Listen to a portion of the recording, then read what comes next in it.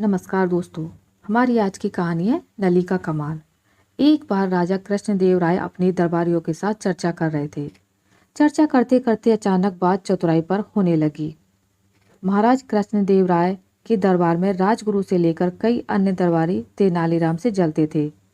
ऐसे में तेनालीराम को नीचा दिखाने के लिए एक मंत्री दरबार में बोल पड़ा कि महाराज, दरबार में एक से बढ़कर एक बुद्धिमान और चतुर लोग मौजूद हैं और अगर मौका दिया जाए तो हम सभी अपनी चतुराई आपके सामने पेश कर सकते हैं। किंतु महाराज कृष्णदेव राय ने हैरत में पड़ते हुए पूछा, किंतु क्या मंत्री जी?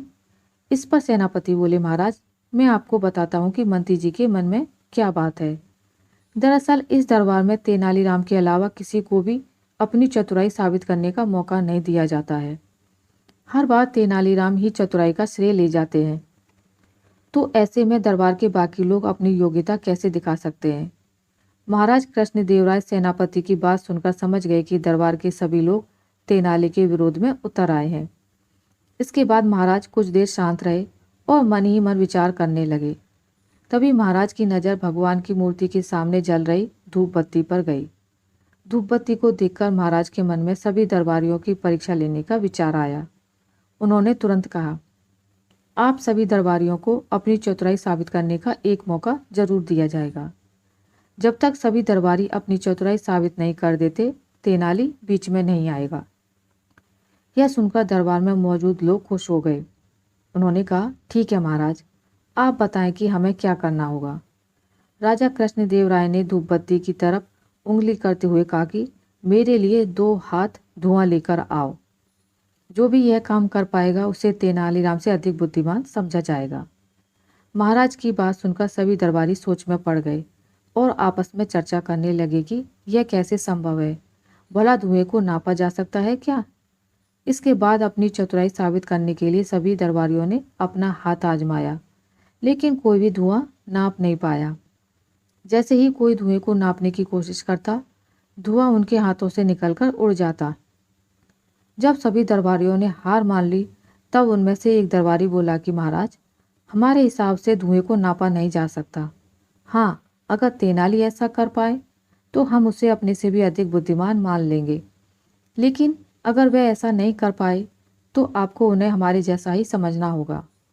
राजा मुस्कुराते हुए बोले, क्यों तेनालीराम, क्या तुम तैयार हो?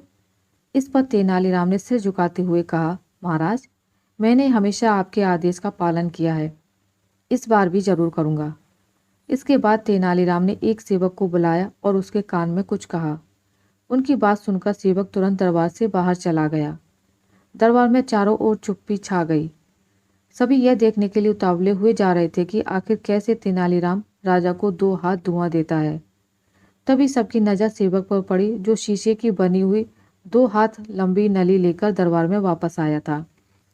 तेनालीराम ने उस शीशे की नली का मुंह धूप बत्ती से निकलते धुएं पर लगा दिया। थोड़ी ही देर में शीशे की पूरी नली धुएं से भर गई और तेनाली ने जल्दी से नली के मुंह पर कपड़ा लगाकर उसे बंद कर दिया और उसे महाराज की तरफ करते हुए कहा, महाराज, यह लीजिए 2 हाथ धुआं। यह देख महाराज के चेहरे पर मुस्कान आ गई और उन्होंने तेनाली से नली लेकर दरबारियों की ओर देखा। सभी के सिर तेनालीराम की चतुराई देखकर शर्म से नीचे झुके हुए थे। वहाँ कुछ दरबारी तेनालीराम के पक्ष में भी थे। उन सबकी आंखों में तेनालीराम के लिए सम्मान था। तेनालीराम की बुद्धिमानी और चतुराई देखकर राजा बोले, अब तो आप लोग यह समझ गए होंगे कि तेनालीराम की बराबरी करना संभव नहीं है। इसके जवाब में दरबारी कुछ भी ना बोल सके और उन लोगों ने चुपचाप सिर झुका लिया। हमें दूसरों की बुद्धिमत्ता का सम्मान करना चाहिए और किसी की चतुराई से जलन नहीं करनी चाहिए। आशा करती हूँ आपको मेरी आज की कहानी अच्छी लगी होगी। अगर आपको मेरी कहानी अच्छी लगी है तो इसे लाइक करें, ज़्यादा से ज़्यादा शेयर करें और अगर आप मेरे चैनल पर नए हैं तो इसे सब्सक्राइब करना ना भूलें। मिलते हैं एक नई कहानी के साथ, तब तक के लिए नमस्कार।